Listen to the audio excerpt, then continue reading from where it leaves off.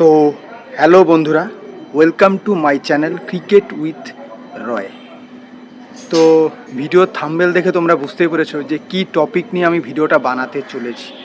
তো ফাইনাল ম্যাচে নিউজিল্যান্ডের বিপক্ষে ভারতের 5টি দুর্বলতা আমার চোখে পড়েছে, তো সেটাই তোমাদের সাথে আলোচনা করছি। 1 নম্বর, অভিষেক শর্মার ফর্ম। তো অভিষেক শর্মা বর্তমানে টি-20তে বিশ্বের 1 নম্বর ব্যাটসম্যান, কিন্তু আমার মনে হয় এই বিশ্বকাপের পরে তার এই 1 নম্বর ব্যাটসম্যান হওয়ার তকমাটা সরে যেতে চলেছে। বর্তমানে অভিষেক শর্মা একদম ফর্মে নেই, তো এটাই ভারতের একটা বড় দুশ্চিন্তার কারণ।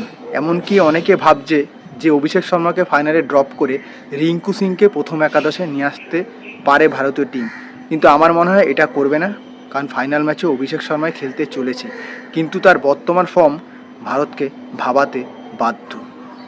2 নম্বর, জাসপ্রীত বুমরা ছাড়া আর কোনো বোলার ফর্মে নেই। তো জাসপ্রীত বুমরা তো দুর্দান্ত বল করছে, এটা নিয়ে তো কোনো কথাই হবে না, কিন্তু বাকি বোলাররা একেবারেই ছন্দে নেই, তারা লাইন লেন্থও ঠিকমতো বল করতে পারছে না। তো এটা ভারতীয় টিমের জন্য একটা বড় দুশ্চিন্তার কারণ। তো এখন দেখা যাক ফাইনাল ম্যাচে তারা কীরকম পারফর্ম করে। এবার আসি 3 নম্বর পয়েন্টে, অধিনায়ক সূর্যকুমার যাদব।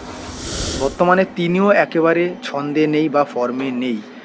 তো একটা ক্যাপ্টেন যদি ফর্মে না থাকে তাহলে টিমের বাকি মেম্বারদের খেলাটা প্রায় দুঃসাধ্য হয়ে ওঠে। ক্যাপ্টেন যদি ফর্মে থাকে তাহলে সে একাই বাকি মেম্বারদের নিয়ে এগিয়ে যেতে পারে। তো যাই হোক, সূর্যকুমার যাদব বর্তমানে ফর্মে নেই। তো এখন ফাইনালে গিয়ে যদি কিছু রান পায় তাহলে সেটা ভারতের এক্সট্রা পাওনা। তো এটাও ভারতের জন্য একটা দুর্বলতার বিষয় হয়ে দাঁড়িয়েছে। 4 নম্বর পয়েন্ট হচ্ছে বরুণ চক্রবর্তী। এই বরুণ চক্রবর্তী বর্তমানে একেবারে ফর্মে নেই। তিনি হয়তো 1-2 উইকেট পাচ্ছে, কিন্তু তার বিনিময়ে প্রচুর রান বিলোচ্ছে। গতকাল ইংল্যান্ডের সাথে ম্যাচে 4 ওভারে 64 রান দিয়েছে। এই বরুণ আর আগের বরুণ চক্রবর্তীর মধ্যে বিশাল বড় তফাৎ। হয়তো এই বিশ্বকাপের পরে বরুণ চক্রবর্তীকে টি-20 দলে আর নাও দেখা যেতে পারে, এরকম অবস্থা হয়ে দাঁড়িয়েছে। তো যাই হোক, ফাইনালে হয়তো বরুণ চক্রবর্তী বাদ পড়বে না।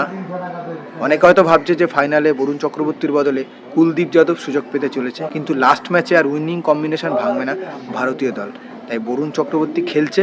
এবার দেখা যাক তিনি কতটা ভালো বল করে। আর এই বরুণ চক্রবর্তীর বর্তমান ফর্ম ভারতীয় দলের পক্ষে একটা উইক পয়েন্ট হয়ে দাঁড়িয়েছে। এবার আসি 5 নম্বর পয়েন্টে। তো 5 নম্বর পয়েন্ট হলো ক্যাচ মিস। তো ভারতীয় দল টি-20 বিশ্বকাপে যে কটা ম্যাচ খেলেছে প্রায় প্রত্যেকটা ম্যাচে কোনো না কোনোভাবে ক্যাচ মিস করে চলেছে। ওয়েস্ট ইন্ডিজের সাথে ম্যাচে অভিষেক শর্মা 2টো লোপ্পা ক্যাচ মিস করেছে, একেবারে ইজি ক্যাচ, যাকে বলে একেবারে ইজি ক্যাচ, সেই ক্যাচও মিস করেছে। তো এখন দেখা যাক যে ক্যাচের দিক দিয়ে কতটা উন্নতি করতে পারে ভারত। তবে ইংল্যান্ডের সাথে ম্যাচে অক্ষর প্যাটেল দুর্দান্ত 2টো ক্যাচ নিয়েছে, সেই ক্যাচের জন্যই ইন্ডিয়া ম্যাচটা জিতেছে। তো এই দিক দিয়ে একটু উন্নতি করা দরকার, এখন দেখা যাক কি হয়। তো এই 5টা দুর্বলতার কথা আমি আপনাদের জানালাম। তবে আশা রাখছি ফাইনালে ভারত নিউজিল্যান্ডের বিপক্ষে যতই দুর্বলতা আসুক এগুলোকে কাটিয়ে চ্যাম্পিয়ন হবে। তো দেখা যাক, আমার প্রেডিকশান ঠিক হয় না ভুল হয়। তো এরকম খেলার খবর পাওয়ার জন্য আমার চ্যানেলটিকে সাবস্ক্রাইব করে আমার পাশে থাকুন। ধন্যবাদ, ভালো থাকবেন, সুস্থ থাকবেন।